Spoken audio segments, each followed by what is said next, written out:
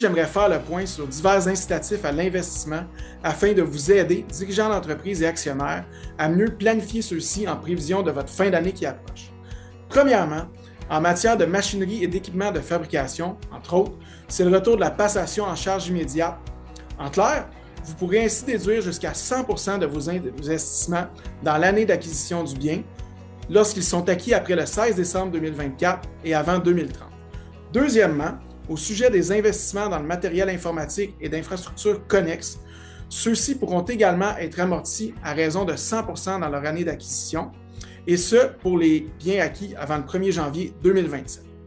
Troisièmement, et toujours dans la même lignée, en ce qui a trait aux bâtiments utilisés à plus de 90% dans les activités de fabrication et de transformation, ceux-ci pourront également être amortis à raison de 100% lors de l'année de leur acquisition, et ce, pour les bâtiments construits avant 2030. Toutes ces mesures, ainsi que le crédit d'impôt à l'investissement et à l'innovation du Québec, sont là pour soutenir votre croissance.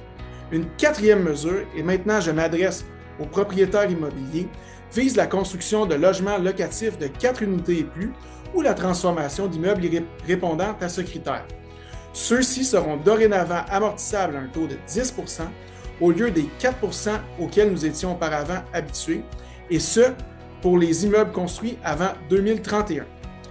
Bien que ces mesures d'aide du fédéral ne soient pas encore adoptées, formalité parlementaire oblige, il reste judicieux de les planifier afin d'en profiter au maximum. Consultez notre guide de planification fiscale de fin d'année pour en savoir davantage et faites appel à votre conseiller en fiscalité qui pourra vous aider à réduire votre facture fiscale. Merci et bonne journée.